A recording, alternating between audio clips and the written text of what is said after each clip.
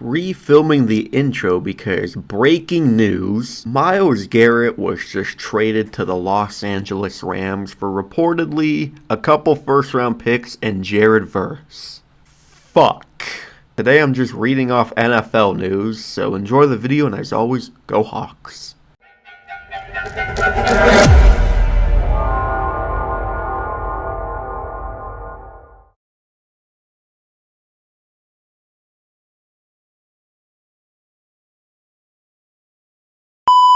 Alright, so we're just on NFL.com news site. Normally what I always do if I just do a news video. So the newest thing that just came out moments ago, Russell Wilson accepts offer to join CBS Sports, putting pause on his playing career. He's going to be in the Sunday pregame show for an analyst. I think he's retired for sure. I know it says putting pause on playing career, but really outside of the Jets, who offered him something, like, is there really any other team out there that's going to be wanting Russell Wilson at this point? He's going to be 38 in November.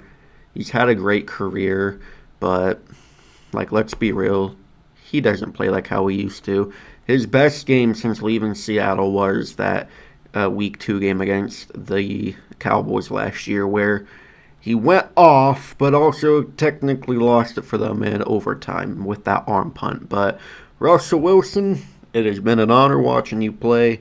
I hope you kill it in CBS Sports. And now we have a bittersweet moment. The Giants are reuniting with Odell Beckham Jr. I don't know if this is going to be like the most helpful move ever for them, but it's nice. It's a nice move. It's really good for us younger or older NFL fans that grew up watching Giants Odell. It's such a nostalgic moment seeing him go back to where it all started, where he made that infamous one-handed catch against Dallas. Like I said, I don't know how much help he's going to provide, but great locker room presence, great veteran guy to have in the locker room. They also brought in Braxton Berrios following multiple tryouts.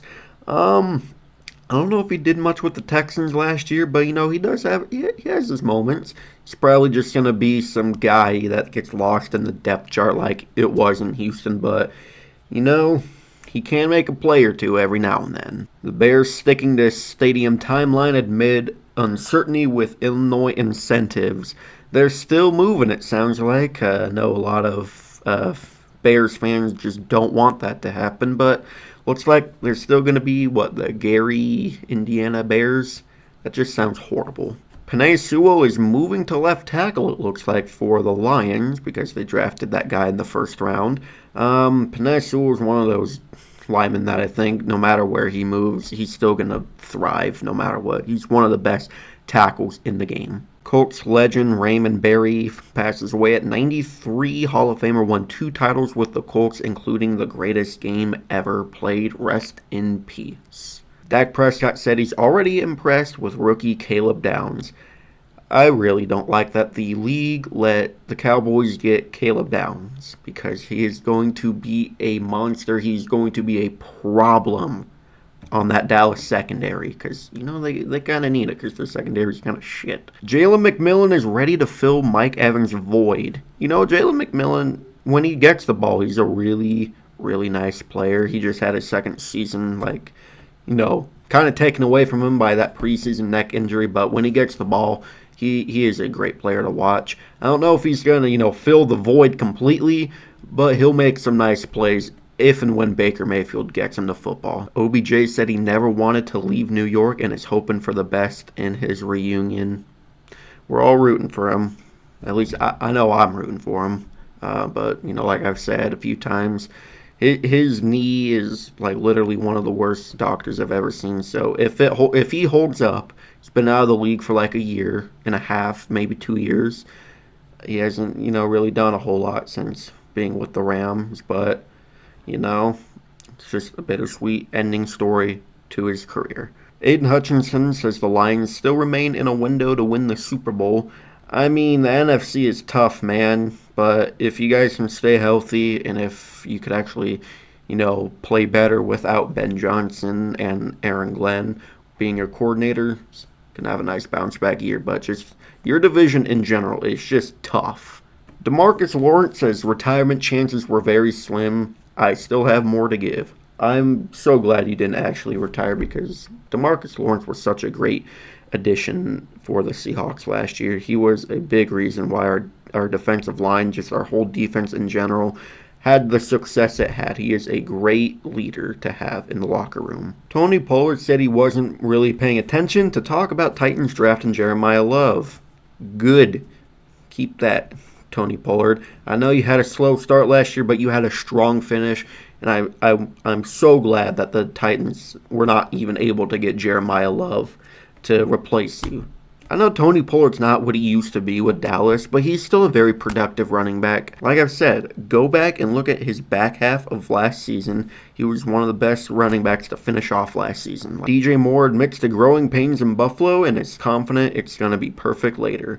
Good. I hope DJ has a very nice career year with Josh Allen and the Bills, because Josh Allen needs a receiver like DJ Moore. He needs a true number one again, because ever since they lost Diggs, he has had shit receivers, pretty much, outside of Khalil Shakir. Garrett Wilson is on a mission to return to his different standard. It's going to be a journey.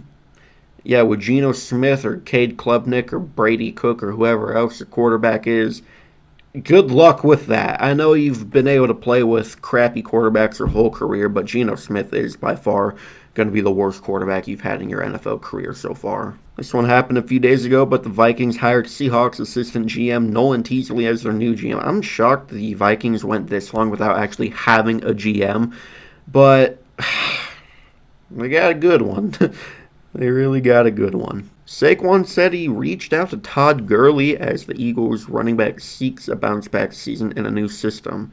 I miss Todd Gurley. I really do.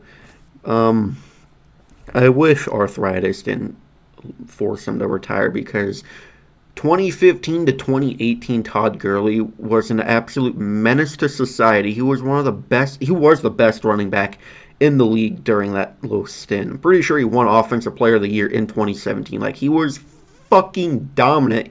He's probably my favorite Ram of all time. Geno Smith says he is finding success in reunion with Jets.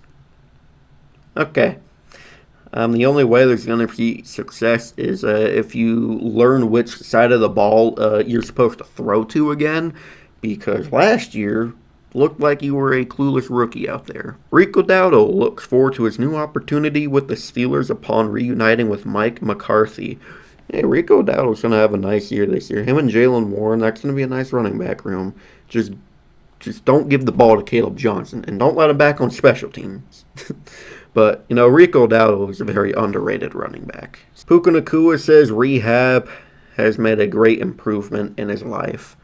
That's good that he's finally, getting better off the field, because off the field, Puka Nacua the last few months has been, the thing about him biting a woman or something like that, the thing with Aiden Ross and Neon. Not a lot of people know this one, but like 2 days before that game against Seattle, he was on a TikTok live stream at like midnight ripping sports memorabilia. Yeah, let's do that 2 days before one of the biggest games of your life. He still carved Seattle up, but like still, all the distractions. Like, just get better for this season. Like, clear everything up.